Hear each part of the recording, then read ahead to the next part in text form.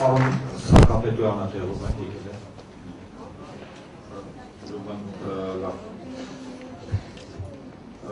Խնդրեի պարոն Հարություն Մեսրոպյանին մոտենալ ինձ։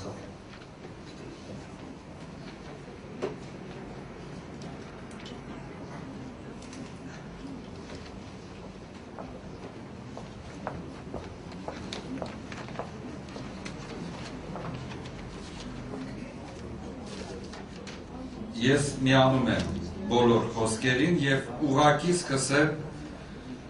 ռեալ առաջարկություններից։ Ուրեմն առաջինը ես կառաջարկեի, որ այսուհետ մի սկզբունք ընտրենք։ Այն պետական կառույցը, որը օրենքով սահմանված կարգով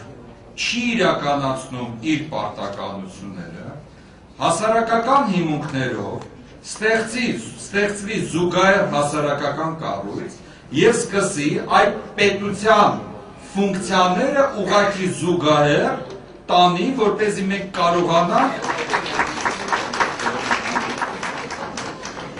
կարողանանք ուղղակի փաստի առաջ չկանգնել։ Սա ինչ է նշանակում։ Սա նշանակում է հետևյալը. կա սահմանադրություն, կա օրենսգրքեր և կա օրենսդրություն, օրենքներ և ենթաօրենսդրական ակտեր։ Նույն լեզվի հարցը, եթե դուք հիշում եք, արդեն 90-ականներից սկսվում են տարբեր բարեփոխումներ, բարեն ճակերտավոր փոխումները առանց ճակերտների։ Եվ ստացվում է, որ ամեն հաջորդ բարեփոխումը խախտում է նախորդ օրենքը, հետո արդյունքը լինում է բացասական արդյունքը բերում են 5 նոր բարեփոխումների։ Օրինակ, դպրոցների մակարդակը իջեցնելով, դա սարքում են 5, որ եկեք լեզուն փոխենք, որ մակարդակը բարձրացնենք։ Բայց ով էր խանգարում, երբ այն ժամանակ նույն Սերգո Երիցյաններին և մնացածներին բացատրում են, որ դա չի աշխատի։ Հիմա իրանց բացասական արդյունքի իման վրա իրանք ուզում են էլի փորձադարձ սարքել։ Դրա համար օրինակ նույնը և լեզվի տեսչությունը։ Ինչու չստեղծել հասարակական հիմունքներով լեզվի տեսչություն, որը կարողանա այդ գործերը սկսի անել, սկսած ցուցանակներից վերջացրած ամեն ինչով։ Խնդիրը կայանում է նրանում, որ այս դեպքում մենք ունենք երկու արդյունք։ Առաջինը,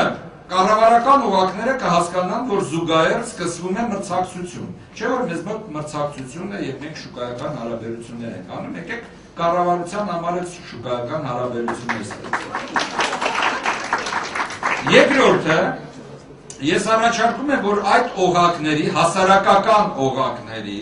գործառույթներից մեկը լինի հետևյալը, անկախության տարիներին տվյալ ոլորտում, որ պաշտոնատար անձը չի կատարել իր պարտականությունները, ուղղակի նյութերը հավաքվեն և տրվի դատարան։ Որովհետև անպատժելիությունը դա ապագա, ուրեմն էքսպերիմենտների նոր նախանշան է լինելու։ Այս սկսենք Սերգո Երիցյաններից մինչև հիմա բոլոր կրթության հարցում ով խախտում է կատարել կամ չի կատարել օրենքով իր պարտականությունները, նյութերը հավաքվեն այդ հասարակական կառույցները և գործերը տան դատարան, որպես օրենքի խախտում։ Եվ վերջապես հաջորդը ես կուզենայի, որ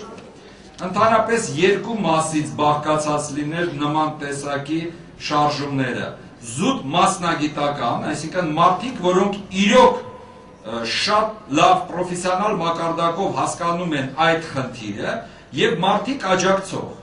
Օրինակ, եթե ստեղծվում է հասարակական ինչ-որ կառույց, կառույցի մեջ լինեն մասնագետները տվյալ ոլորտի, որ պահպանեն օրենսդրական մասը, իսկ աջակցող խումբը մնացած հարցերով զբաղվի,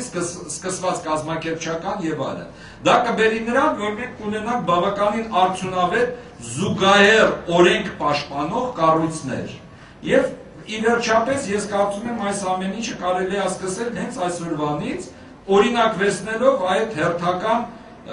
էքսպերիմենտը, որովհետև այդտեղ չստացվի, որ մենք բաց թողնենք, ոնց եղավ չարաբաստիկ արձանագրություններով, այսպես կոչված պրոտոկոլի արմյանսկих մուդրիցով, որը ստորագրվեց և մենք սկսում ենք նաև սակարկել շուկան, արդեն սարքել ենք մեր հողի հարցը։ Այնտեղ էլ եթե լիներ համապատասխան կառույց, հենց օրենսդրական դաշտում ներքուստ իրանք կունենային երկրորդ ճակատ։